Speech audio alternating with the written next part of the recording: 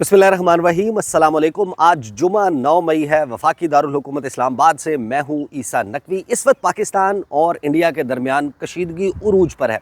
22 अप्रैल को पहलगाम हमले के बाद इसका आगाज़ हुआ और अभी ये बात हतमी तौर पर नहीं कही जा सकती कि ये अपने क्लाइमेक्स पर, ये अपनी पीक पर पहुंच चुकी है या अभी और भी बहुत कुछ होना बाकी है। लेकिन गुज़श्ता 12 घंटों के दौरान एक नया फिनोमेना सामने आया है, एक बिल्कुल ही नई चीज़ हुई है। और अगर तो ये जो कुछ हुआ है गुज़श्ता 12 घंटों में, ये 6 और 7 मई की दरमियानी रात होता, जिस वक्त इंडिया ने पाकिस्तान में शहरी आबादी को टारगेट किया और सक्सेसफुली इंगेज किया उन टारगेट्स को, शहरी आबादी को निशाना बनाया, मिसाइल मारे, मस्जिदों पर मारे और उसमें बहुत सारे मासूम लोगों की शहादतें हुई। अगर उस वक्त ये फिनोमेना सामने आता तो भी इसकी कोई सेंस बनती थी, कोई वजह समझ आती थी। लेकिन गुज़श्ता 12 घंटों में हैरान कुन तौर पर, और मैं बात उनकी नहीं कर रहा, मैं गौरव आर्या जैसे या फिर अर्नब गोस्वामी की कमाश के लोगों की बात नहीं कर रहा, बल्कि ऐसे लोग जो इंडिया में भी विच आर वेल रिस्पेक्टेड, उन लोगों ने कुछ ऐसा काम किया है कि अब इसको समझने की ज़रूरत है कि एग्जैक्टली इस वक्त क्या कुछ हो रहा है चेस बोर्ड पर और पस पर्दा किस किस्म की चालें खेली जा रही हैं। एंड आप अंदाज़ा लगाइए कि मियां मोहम्मद नवाज शरीफ 3 मरतबा पाकिस्तान के साबिक वज़ीर-ए-आज़म रहे हैं। उनकी जो फेवरेट सहाफ़ी हैं इंडिया में, बरखा दत्त, और वो मरीम नवाज़ साहिबा हमारी पंजाब की वज़ीर आला, उनकी भी फेवरेट सहाफ़ियों में से एक हैं। उनसे मुलाकातें, उनकी तस्वीर, उनको इंटरव्यूज़ देना, उनके साथ एक्सक्लूसिव गपशप करना, मुझे क्यों निकाला कि मार्च के बाद जाती उम्रा में चुपके चुपके उनको बुलाकर मिलना, नेपाल जाना तब उनसे मुलाकात करना, चाहे नरेंद्र मोदी की तकरीब हल्फ बर्दारी में मियां मोहम्मद नवाज शरीफ गए हों, हुर्रियत रहनुमाओं से मिलें या ना मिलें, कुछ सहाफ़ी इंडिया के जिनसे मिलते हैं उनमें जो कॉमन नाम है वो है बरखा दत्त का। बरखा दत्त जैसी सीनियर सहाफ़ी भी, इंडिया ने कुछ चीज़ें रिपोर्ट की। अगर आप इंडियन मीडिया को फॉलो करते हैं और खुदा न खास्ता अगर आप उसको ट्रस्ट भी करते हैं, तो फिर आपको तो इस वक्त ये लग रहा होगा कि मैं इस वक्त इस्लामाबाद में नहीं खड़ा हुआ, बल्कि मैं किसी और मुल्क में खड़ा हूँ, क्योंकि इस्लामाबाद तो तबाह हो चुका है। इस्लामाबाद मलिया मेट हो चुका है। कराची की बंदरगाह पे आग लगी हुई है। कराची जो है वो अब एग्जिस्ट नहीं करता। इवन पेशावर में भी एक बंदरगाह है जिसका हमें नहीं मालूम था, और उस बंदरगाह पर भी इंडियन नेवी INS विक्रांत ने आकर अटैक कर दिया है। ब्राह्मोस मिसाइल मारकर उस शहर को फूंक दिया गया है। लाहौर में भी एक बंदरगाह है, उसको भी तबाह कर दिया है। इंडियन मीडिया ने गुज़श्ता 12 घंटों के दौरान जिस किस्म की रिपोर्टिंग की है, उसमें वज़ीर-ए-आज़म शहबाज शरीफ गिरफ़्तार हैं, उसमें army chief general Syed Asim Munir गिरफ़्तार हैं, general Shahid Shamshad Mirza chairman joint chief of staff committee, उन्होंने गालिबन टेक ओवर कर लिया है। और इसी तरीके से पाकिस्तान के एक के बाद एक जो बड़े तजारती मराकज़ हैं वहाँ पर भारतीय सेना घुस चुकी है और एक मारा मारी का आलम है। पाकिस्तान मलिया मेट हो चुका है, 25 करोड़ की आबादी को ज़ेरे दाम ला चुका है इंडिया। ये है वो आप यूँ समझें कि ये वो चीज़ें हैं जो इस वक्त गुज़श्ता 12 घंटों में ये एक नैरेटिव चलाया गया है इंडिया की तरफ से। और फिर 4 से 6 घंटे का एक ऐसा स्पैन गुजरा रात में कि जिसमें इंडियन मीडिया अपने फेफड़ों का जोर लगाकर अपनी आवाम को ये बता रहा था कि पाकिस्तान ने मकबूजा जम्मू कश्मीर पर हमला कर दिया है। जो इंडियन इलीगली ऑक्युपाइड जम्मू और कश्मीर है, वहाँ पर मिसाइल मारे गए हैं, वहाँ पर ड्रोन्स भेजे गए हैं। और फिर इंडियन मीडिया का ये दावा है, बरखा दत्त का ये दावा है कि 2 JF-17 थंडर इंडियन एयरफोर्स ने पाकिस्तान के डॉग फाइट में तबाह कर दिए हैं। एक F-16 तैयारा जो है वो तबाह किया जा चुका है। एक पायलट जो है वो गिरफ़्तार हो चुका है। ये जो फ्रेंजी है, इसकी वजह क्या है? इसकी वजह अगर 2 मैं क्लिप कहूँ कि वो बड़े बेहतरीन अंदाज में एक्सप्लेन करते हैं, दोनों मैं आपके सामने प्ले करूँगा। एक है अमरीकी महकमा ख़ारजा की तर्जुमान टैमी ब्रूस की ब्रीफिंग, उसके चंद जुमले हैं जो इस वक्त बता रहे हैं कि इंडिया को अब क्या फ्रस्ट्रेशन शुरू हो चुकी है। दूसरा, इंडिया में सारे लोग जो हैं वो बरखा दत्त जैसे सारे लोग जो हैं वो अब तो राजदीप सरदेसाई का नाम भी उन्हीं लोगों में शुमार होने लगा है, क्योंकि उनके सामने भी ये सब वाहियात और बदतमीज़ी किस्म की जो चीज़ें हैं ये चल रही थी। एंड ही केप्ट साइलेंस, उसने इसके ऊपर कुछ क्वेश्चन नहीं किया। जैसे मोदी की रॉ विजडम जो है वो अब घुस चुकी हो तमाम भारतीय सहाफ़ियों के जहनों में। और यहाँ पर जो कुछ हुआ है वहाँ पर सिर्फ ऐसी आवाज़ें नहीं है, बल्कि प्रवीण स्वाने जैसे लोग भी हैं जो रैशनल के साथ बात करते हैं, जो जज्बाती होकर बात नहीं करते, नेशनलिज्म ज़रूर दिखाते हैं, इंडिया फर्स्ट ज़रूर रखते हैं, लेकिन जब वो तज्ज़िया करते हैं उनका analysis most of the times इस जज्बात से आरी होता है। तो वो कुछ चीज़ें बता रहे हैं, उन चीज़ों को भी सामने रखेंगे। वन बाय वन मैं आपको ज़रा कुछ चीज़ें एक्सप्लेन कर देता हूँ। पहले तो मैं आपको बता चुका कि इंडियन मीडिया ने इस वक्त पोर्ट्रेयल क्या रखा है कि पाकिस्तान में क्या कुछ हो चुका है, और उसके बाद बरखा दत्त जो है वो रात के वक्त रिपोर्ट करती हैं। आजकल वो एक यूट्यूब चैनल जो है वो भी चला रही हैं, और वो पंजाब में, अमृतसर में, मुख्तलिफ़ जगहों पर गाड़ी पे घूम रही हैं, और घूमते घूमते वो कुछ खबरें ब्रेक कर रही हैं। वो खबर ब्रेक करती है, अच्छा पाकिस्तान न्यूट्रलाइज्ड, ये है उनका थंबनेल, और वो जो रिपोर्ट करती हैं वहाँ से वो ये कहती हैं, breaking at the Mojo story, a Pakistani pilot is in Indian custody, more details awaited. This as India thwarts multiple missile and drone attacks by Pakistan on Jammu, Pathankot, Udhampur, Srinagar, RS-Pura, Jaisalmer, all attempts foiled. ये उन्होंने किया tweet, और उसके बाद इन्होंने इसके हवाले से रिपोर्ट शुरू की। फिर इन्होंने ये कहा कि I am on ground in Punjab, big breaking news, India has hit air defence radars and systems in Pakistan in Lahore, Karachi, Sialkot, Rawalpindi as retaliation for Pakistan failed attempt to engage military targets across cities in north India. यानी बरखा दत्त, मियाँ मोहम्मद नवाज शरीफ और मरीम नवाज साहिबा की favourite सहाफ़ी, उनके मुताबिक इस वक्त लाहौर हो, सियालकोट हो, कराची हो, पेशावर हो, पाकिस्तान के मुख्तलिफ इलाके हो, रावलपिंडी हो, यहाँ पर इस वक्त कोई एयर डिफेंस सिस्टम मौजूद नहीं है। Then what India is waiting for? ये तो फिर सबसे बेहतरीन मौका है, इंडिया जो है वो इन शहरों को टारगेट करे और यहाँ पर अपने जो उन्होंने ऑब्जेक्टिव्स अचीव करने हैं वो कर ले। इस किस्म की रिपोर्टिंग जो है उसकी वजह फिर आप जानने की कोशिश करते हैं। अभी मेरे सामने इंडिया टुडे मौजूद है। इंडिया टुडे कहता है कि Pakistan confirms 2 JF-17 jets brought down by India, कि पाकिस्तान ने कंफर्म कर दिया। अब ये बरखा दत्त समेत जो इंडियन मीडिया है, इसका जो सोर्स है, जब आप उसको ट्रैक करते हैं तो फिर आप अपना सर पकड़ लेते हैं। इसका सोर्स कहाँ से आता है, ये सब काम शुरू कहाँ से हुआ और क्यों किया गया, इसके मकासद क्या हैं।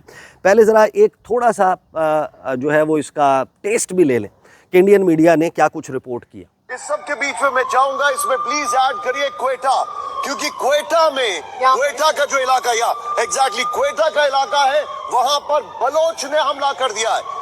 बहावलपुर, अब आप स्ट्रैटेजिक पॉइंट्स देखिए, मैं आपको यहां पर दिखा रहा हूं, देखिए इंडियन नेवी की पोजीशन यहां पर कहीं पर है, यहां पर इंडियन नेवी है। कराची का नेवल बेस, उसको मेजर डिस्ट्रक्शन हुआ है। बहावलपुर उनका एक स्ट्रैटेजिक टेररिस्ट हब है जिसके ऊपर सेकंड काउंटर स्ट्राइक किए भारत ने, और it is going to be very lethal. Lahore से, अच्छा, ये इस किस्म की चीज़ें रिपोर्ट हो रही थी। फिर उसके बाद ये भी ज़रा सुने कि किस तरीके से सेलिब्रेट किया जा रहा था, और पीछे सायरन की आवाज़ें उसमें जो है वो ऑडियो मिक्सर के ज़रिए डाली हुई हैं। उधर जो है वो फाइटर जेट्स के उड़ने की आवाज़ें, बॉम्ब ब्लास्ट की आवाज़ें, मिसाइल्स लॉन्च होने की आवाज़ें ऑडियो मिक्सर के ज़रिए मिक्स की गई हैं। ये सुने ज़रा। भारतीय सेना ये अज्ञात बॉर्डर पर पाकिस्तान के भीतर दाखिल हो गई भारतीय सेना, और देखिए मेजर गौरव आर्या को, ये इसका मतलब समझिए ये क्या है। ये अब पराक्रम का वो प्रदर्शन है जिसकी दाव झेल नहीं पाएगा पाकिस्तान। अज्ञात बॉर्डर पर कहा जा रहा है कि भारत की सेना, भारत की आर्मी घुस गई है। अभी तक तो कहा जा रहा था कि सिर्फ एयरफोर्स अटैक कर रहा है, लेकिन अब भारत की आर्मी घुस गई है। मेजर गौरव आर्या, एक बार नेवी बीच में आके कराची पोर्ट पे आग लगा दे, मजा आ जाएगा। एक बार नेवी वाले आप भी जरा अपना इसमें हिस्सा डालो। आर्मी अंदर घुस गई है पाकिस्तान में, INS विक्रांत है, वहां से करिए 15-20 BrahMos fire, set fire to the Karachi port, आग लगा दो कराची में, फूंक डालो पूरे शहर। मेजर गौरव आर्या, क्या आपको लग रहा है पाकिस्तान का नक्शा बहुत बुरी तरह बिगड़ने वाला आज रात? मैं बता रहा हूं, आज की रात देखना कयामत की रात है पाकिस्तानियों, सो मत जाना, आज की रात को कयामत की रात है। तुम्हारे सर पे मौत का नंगा नाच हो रहा है। नहीं सो जाओ, लेकिन एक आंख क़यामत की रात है कराची वालों। पाकिस्तान के भीतर भारतीय सेना दाखिल हो चुकी है। लड़ाकू विमान इस वक्त पाकिस्तान की फ़िज़ाओं में मौजूद है। सो ना जाना, इस वक्त मौत का नंगा नाच तुम्हारे सरों पर जारी है, ये गुफ्तगू इंडियन मीडिया पर 12 घंटे तक मुसलसल चलती रही। फिर आप इसको ट्रैक करने की कोशिश करते हैं ये ओरिजिनेट कहाँ से हुई। ये ओरिजिनेट होती है एक deep fake AI generated video and audio, जिसमें DGISPR major lieutenant general Ahmed Sharif Chaudhry उनको ये कहते हुए, उनकी जो वीडियो है जहाँ से ये तमाम जो सोर्स है बेसिकली सीनियर इंडियन सहाफ़ियों का, ये जो आज़ाद मीडिया का अपना बताते हैं कि हमारा बहुत ज़बरदस्त मीडिया है, उस मीडिया ने ये ख़बर कहाँ से ली है। और फिर हम आएंगे इसकी वजह क्या है, अमरीकी महकमा ख़ारजा में क्या हुआ, उस तरफ लेकर जाऊंगा, और प्रवीण सवाने क्या कह रहे हैं इसके बाद बात करते हैं। लेकिन पहले ज़रा सुने कि major lieutenant general Ahmed Sharif Chaudhary इनकी ये वीडियो आप देखेंगे, ये मैं वीडियो प्ले करने लगा हूँ, इसमें चौधरी साहब जो हैं वो नज़र आ रहे हैं और इनकी गुफ्तगू सुने। Sindoor, we find it important to offer transparency and reaffirm our enduring commitment to regional stability. The operation saw intense engagement along the eastern corridor. We regret to confirm that 2 JF-17 aircraft were lost during active duty. ये नुकसान हमारे लिए सिर्फ numbers नहीं, एक जज्बाती धक्का है. We also suffered damage to civilian infrastructure and casualties among our brave service members. शहीदों के घर वालों के लिए हमारी दुआएं हैं. Their sacrifice will. अब आजकल के ज़माने में पाकिस्तान में आप ग्रेड 4 ग्रेड 5 के किसी बच्चे से पूछेंगे ना, वो भी आइडेंटिफाई कर देगा कि ये किसी इंसान की आवाज़ है या किसी मशीन की आवाज़ है। AI अभी उतना एडवांस नहीं हुई कि जहाँ पर 100% जो है वो पाउडर प्रिंट निकाल कर किसी भी तस्वीर को, किसी भी ऑडियो को इस तरीके से एडिट किया जा सके, कंस्ट्रक्ट किया जा सके कि जैसे उसमें सही और गलत में फ़र्क ना किया जा सके। जब आप सुनते हैं तो आपको वाज़े तौर पर नज़र आता है कि ये एक डॉक्टर्ड इंजीनियर्ड ऑडियो है और वीडियो भी उसके ऊपर लगाई गई है। अलबत्ता एडिटिंग के मामले में मैं ये कहूँ कि इसको ज़रा थोड़ा सा, जो यूजुअली फ़ेक वीडियोस बनाई जाती हैं, फ़ेक ऑडियोज़ कंस्ट्रक्ट की जाती हैं, इंजीनियर की जाती हैं, इमरान खान की आपने देखा होगा कि बहुत सारी वो जेल से चला देते हैं, बाकी जगहों से, वो तो फौरी तौर पर पकड़ी जाती हैं। इसको पकड़ने के लिए आप ज़रा थोड़ा सा इसको कान के करीब लाएं या हेडफोन लगा कर सुने, आपको फ़ौरन पता चल जाता है दूसरे जुमले पर कि ये एक फ़ेक वीडियो है। बट ये फ़ेक वीडियो बनाने की, इंजेक्ट करने की ज़रूरत क्यों पेश आई? उसमें दो बड़ी वजूहात सामने आ रही हैं। एक तो जो 6 और 7 मई की दरमियानी रात इंडिया के साथ ऑपरेशन सिंदूर के नाम पर हो चुका है, उसके ऊपर पूरी दुनिया सर पकड़ कर बैठी है। Hundreds of billions of dollars America के वेस्ट हो गए हैं कि जिसको अपना पिट्ठू बनाया था इस रीजन में, जिसके ऊपर अरब हा डॉलर की कंसेशंस, डील्स, बीका, लीमुआ, कमकासा सब कुछ दिया, सिविल न्यूक्लियर टेक्नोलॉजी दी, काटसा की सैंक्शंस नहीं लगाई, रूस से असलाहत मंगवाने की इजाज़त दी, उसको सिविल न्यूक्लियर टेक्नोलॉजी दी, उसको कभी कंट्रीज़ ऑफ पर्टिकुलर कंसर्न की लिस्ट में नहीं डाला। क्यों? क्योंकि इसको हमने बनाना है इस खत्ते का चौधरी जो मुकाबला करेगा चीन का। चीन हमारा मुकाबला करने आ ही ना पाए क्योंकि हम यहाँ पर खत्ते में चीन के आगे एक बहुत बड़ी दीवार खड़ी करने जा रहे हैं।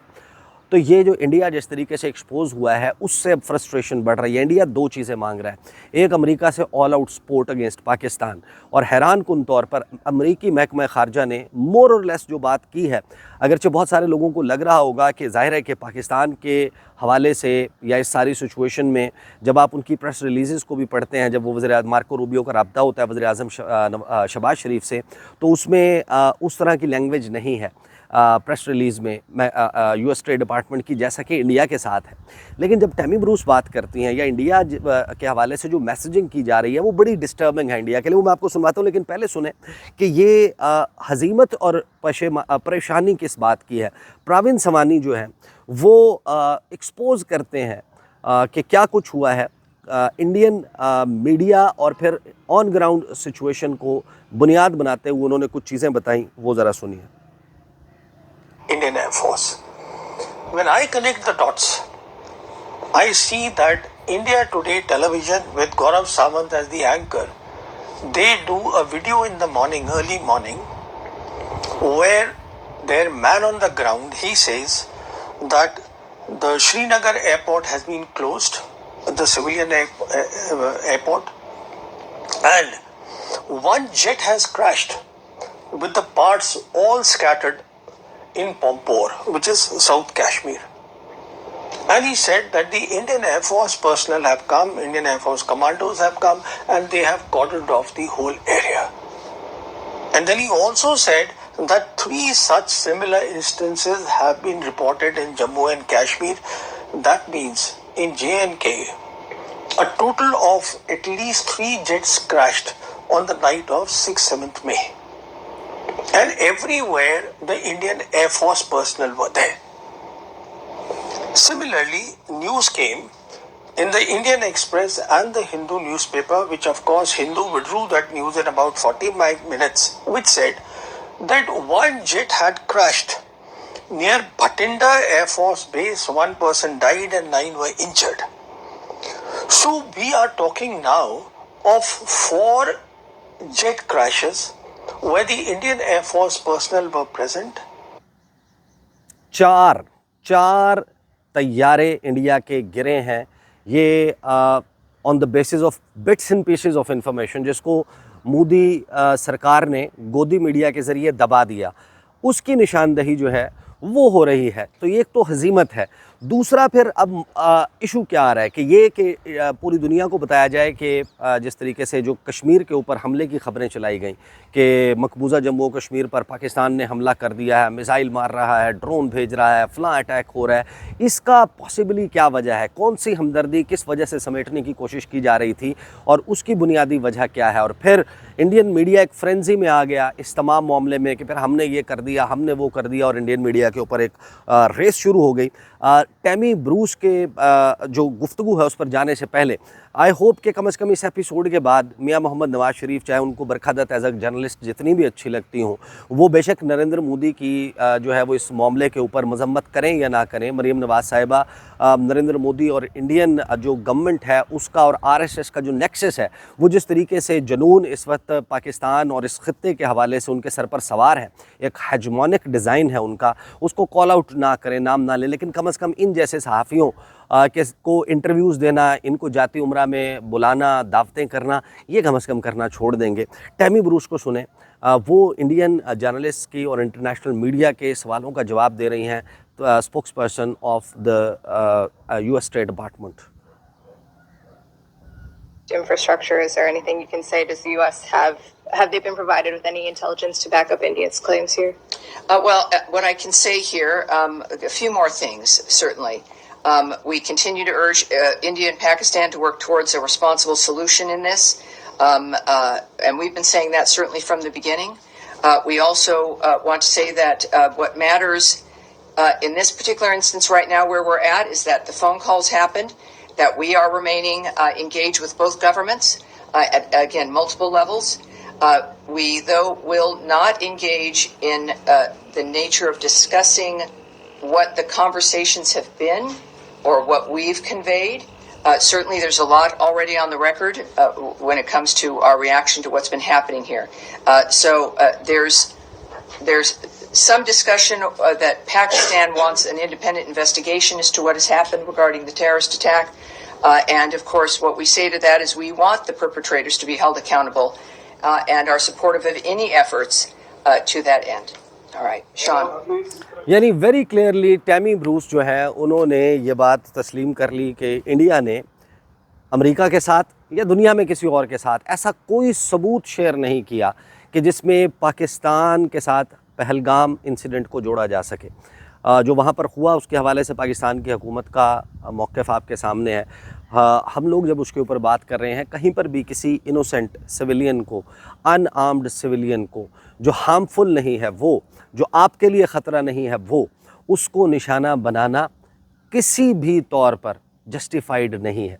उसको कहीं से भी ये नहीं कहा जा सकता कि एक दुरुस्त अमल है, वो काबिल मुज़म्मत है। उसकी इजाज़त ना तो किसी ऐसे कोड में मौजूद है, मैं सिर्फ एक कोड की बात नहीं कर रहा, वो कोड जिसको इस वक्त पूरी दुनिया में प्रैक्टिस किया जाता है कि ये क्राइम है, ये क्राइम नहीं है।